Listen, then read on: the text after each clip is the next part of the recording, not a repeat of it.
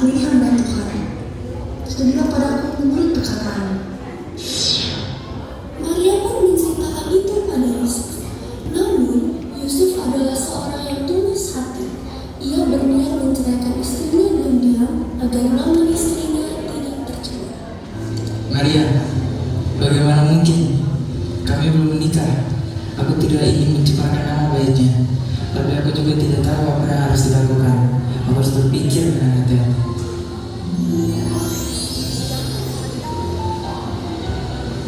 Yusuf, anak Daud, jangan ragu untuk mengambil Maria sebagai istrimu.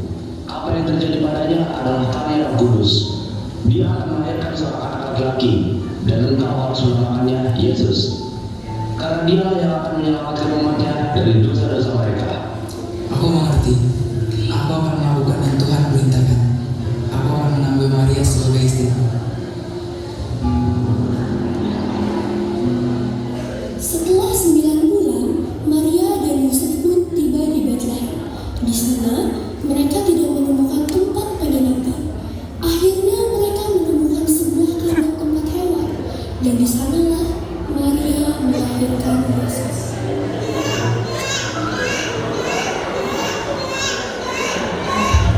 Engkau adalah Sang Juru Selamat yang menjanjikan Tuhan. Terima kasih Tuhan, karena Engkau memilih aku untuk menjadi. Maria sedang duduk bersama Yusuf di dekat bayi Yesus yang terbaring di palungan. Kandang itu terang dengan cahaya lembut dari obor yang menyala. Tiba-tiba, pintu terbuka dan 3 orang majus masuk tanpa membawa hadiah. Lihat, inilah dia, anak yang telah kita cari, raja yang dilahirkan di Betlehem. Kami datang dari jauh, mengikuti bintang yang bersinar terang. Ini adalah tanda yang diberikan kepada kami. Raja yang baru lahir. Ini adalah raja yang akan membawa kedamaian bagi dunia. Kami datang menyembahnya karena kami tahu bahwa dia adalah Sang Mesias yang dijanjikan oleh Tuhan. Sungguh, aku berterima kasih atas kedatangan kalian dan Raja yang mulia. Anak ini, Yesus, adalah anak Allah yang maha tinggi. Aku merasa sangat terberkati dapat menerima kedatangan kalian. Kami tidak pernah menyangka bahwa orang-orang dari jauh akan datang untuk menyembah anak ini. Kami hanya membahas Tuhan di setiap. Kami membawa emas sebagai tanda penghormatan kami kepada raja yang maha tinggi. Dan kami membawa dupa sebagai simbol doa dan ibadah yang kami persembahkan untuknya. Kami membawa mur sebagai penghormatan pada Sang Mesias yang akan menderita bagi umat manusia. Wah, hadiahnya ini adalah tanda bahwa Tuhan bekerja melalui kalian. Terima kasih atas iman kalian. Kami pastikan bahwa kami akan menjaga dan merawat anak ini dengan segala cinta yang kami miliki. Kami juga diperingatkan dalam mimpi agar tidak kembali ke Herodes, karena raja yang jahat itu ingin mencelakai anak ini. Kami harus kembali melalui jalan. Kami akan mengikuti petunjuk yang diberikan Tuhan kepada kami, agar keselamatan anak ini terjamin. Kami berdoa agar dia yang lahir ini menjadi terang bagi bangsa-bangsa dan membawa keselamatan bagi dia. Semoga Tuhan menyertai perjalanannya.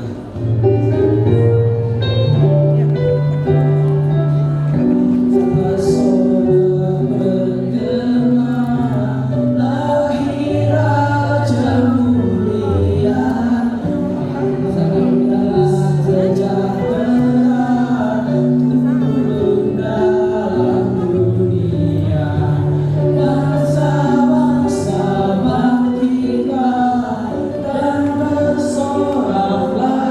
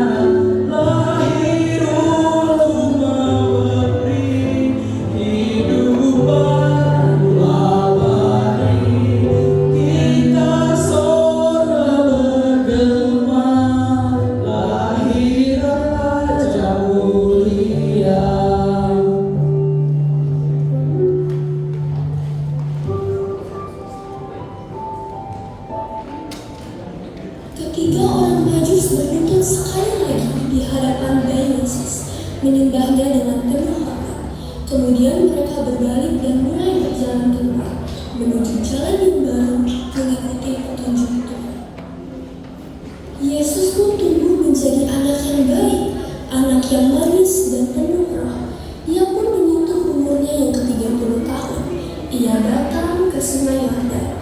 Terlihat bahwa Yohanes Pembaptis sedang berdiri di tepi Sungai Yordan membaptis orang-orang yang datang untuk bertobat.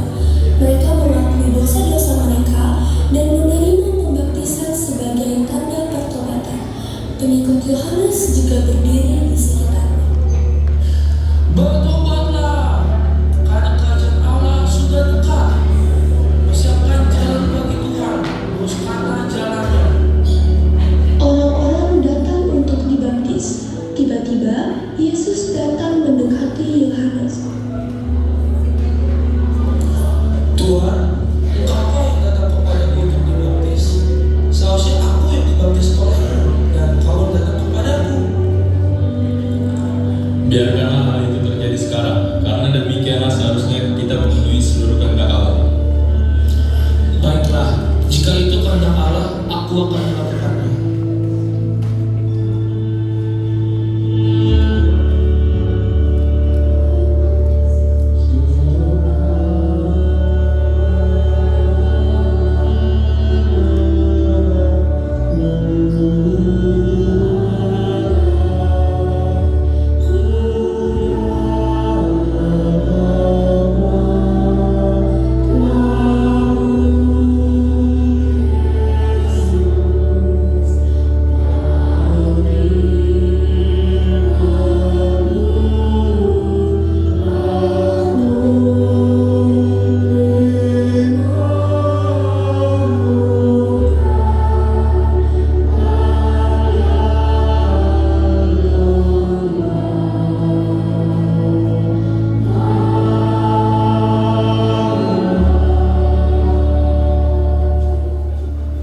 Saat Yesus keluar dari air, langit terbuka dan Roh Kudus turun dalam bentuk burung merpati, sehingga suara Tuhan terdengar dari langit. Inilah anakku yang kukasihi, kepadanya lah aku berkenan. Aku menyaksikan wahyu ini. Engkau adalah Mesias yang dijanjikan.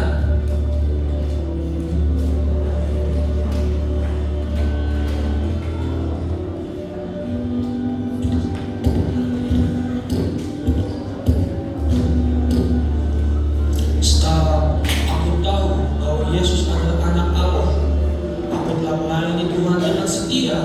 Tetapi kini aku tahu bahwa yang terbesar telah datang. Kami akan mengikuti dia, Yohanes. Kami percaya bahwa dia yang membawa keselamatan bagi umat manusia. Aku harus menjadi lebih kecil dan dia harus semakin besar. Kita telah melihat yang sejati, Raja yang dijanjikan. Setelah Yesus dibaptis oleh Yohanes di Sungai Yordan, Roh Kudus membawanya ke gunung untuk diuji. Di sana, Yesus berpuasa selama 40 hari dan 40 malam. Tubuhnya lemah karena lapar, dan di saat itu datanglah setan untuk mencobanya. Jika engkau adalah anak Allah, perintahkanlah batu-batu itu menjadi roti. Ada tertulis, manusia hidup bukan dari roti saja, tetapi dari setiap firman yang keluar dari mulut Allah. Setan tidak menyerah. Ia membawa Yesus ke kota kudus dan menempatkannya di puncak bait suci. Jika engkau adalah anak Allah, jatuhkanlah dirimu ke bawah. Sebab ada tertulis, Ia akan memerintahkan malaikat-malaikatnya untuk menjaga engkau. Dan mereka akan mengangkat engkau di atas tangannya, supaya kakimu tidak teratuk pada batu. Ada pula tertulis, janganlah engkau mencobai Tuhan Allah. Lalu setan membawa Yesus ke sebuah gunung yang sangat tinggi dan menunjukkan kepadanya semua kerajaan dunia serta kemuliaannya. Semua ini akan kuberikan kepadamu jika engkau sujud menyembah. Menyala iblis, karena ada tertulis, hanya kepada Tuhan Allahmu engkau harus menyembah, dan hanya kepadanya sajalah engkau berbakti. Maka setan pun meninggalkannya, dan tampaklah malaikat-malaikat datang melayani Yesus. Di tengah pencobaan yang berat, Yesus menunjukkan keteguhannya dan mengalahkan godaan jahat.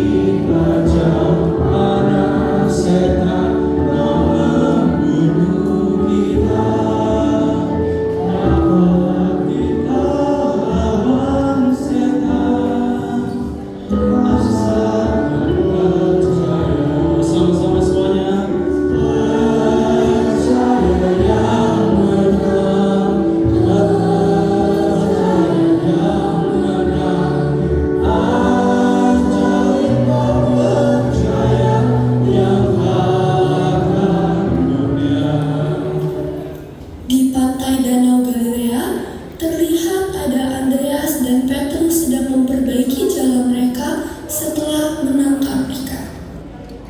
Petrus, sepertinya kita tidak akan mendapatkan banyak ikan hari ini. Sudah berjam-jam loh kita bekerja. Aduh, ini sudah menjadi hari yang panjang. Mungkin kita harus kembali ke rumah dan coba lagi besok. Mari ikut aku, dan aku akan menjadikan kalian penjala manusia. Ikut engkau Yesus, kami cuma manusia biasa. Bagaimana kami bisa mengikutimu? Ikutlah aku, dan kalian akan melihat bagaimana aku mengubah hidupmu. Kalian tidak lagi menangkap ikan, tetapi jiwa-jiwa manusia. Baiklah, jika engkau benar-benar memanggil kami siap mengikutimu. Ayo Petrus, kita ikut dia. Ayo kita pergi. Yohanes, perbaiki jala ini. Kita harus siap untuk pergi lagi ke laut besok.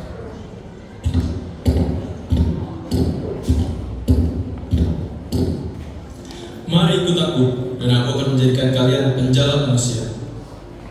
Ini dia, pria yang berbicara tentang kerajaan Allah. Apakah kita akan meninggalkan segalanya untuk mengikutinya?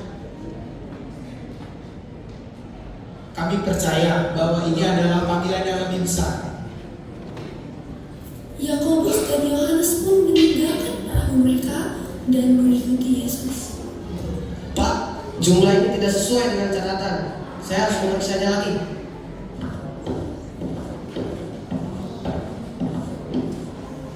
Mari ikut aku. Engkau memanggilku. Aku seorang pemungut cukai. Tidak ada yang ingin berhubungan denganku. Aku datang bukan untuk orang benar, tetapi untuk orang berdosa. Ikutlah aku, dan hidupmu akan berubah. Baiklah, jika engkau memanggilku, aku akan mengikutimu.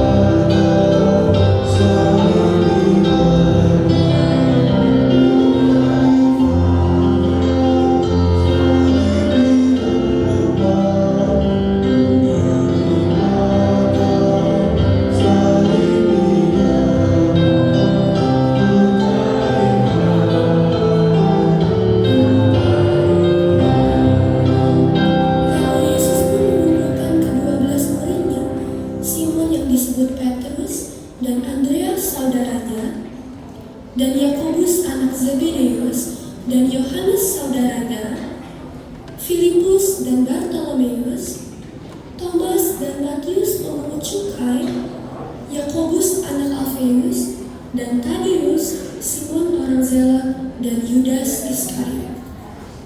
Yesus melakukan banyak mukjizat yang menunjukkan kuasa dan kasih-Nya, menyembuhkan orang sakit, mengusir roh jahat, dan bahkan membangkitkan orang mati. Seperti saat Ia sedang berada di sebuah tempat yang sepi dekat danau Galilea. Banyak orang berkumpul untuk mendengarkan Yesus mengajar. Apakah kalian lapar? Berikanlah mereka makan. Tetapi Yesus, bahkan 200 dinar pun tidak cukup untuk membeli roti bagi seorang ini. Yesus, ini ada seorang anak dengan 5 roti dan 2 ikan, tetapi tidak akan cukup untuk dibagikan. Baiklah, suruh mereka semua untuk duduk. Bapa, terima kasih atas berkat ini.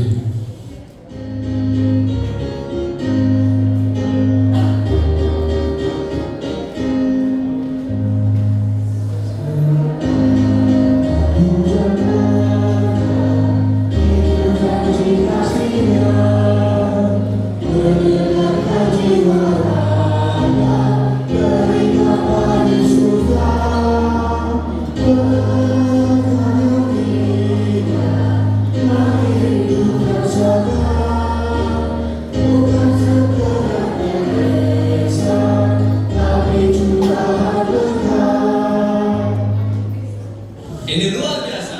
Semua orang sudah makan, bahkan ada sisa. Ambil sisa-sisanya supaya tidak ada yang terbuang.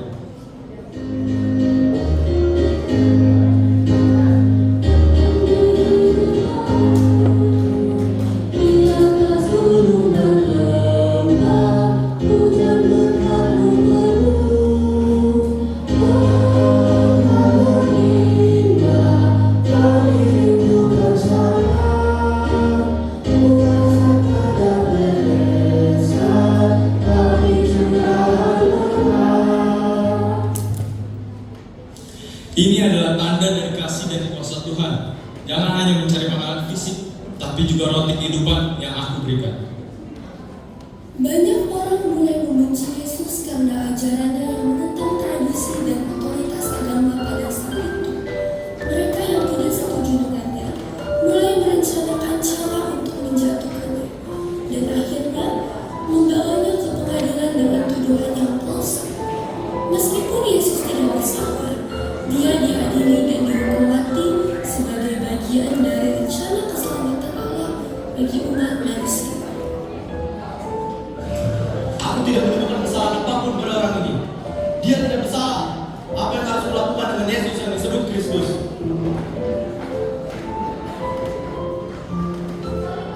Tapi aku tidak menemukan alasan yang cukup untuk menghukumnya. Mengapa kalian ingin dia disalibkan?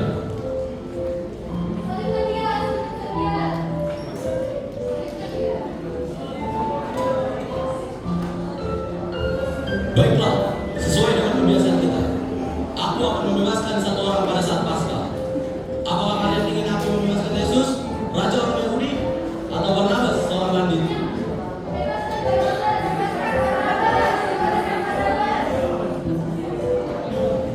Jika kalian memilih Barnabas, apa yang harus melakukan dengan Yesus? Jika itu yang kalian inginkan, aku tidak dapat menghalangi. Biarkan kehendak kalian terjadi. Jadi apakah aku bebas? Ya, pergi dan biarkan dia yang kalian kehendaki menanggung hukuman.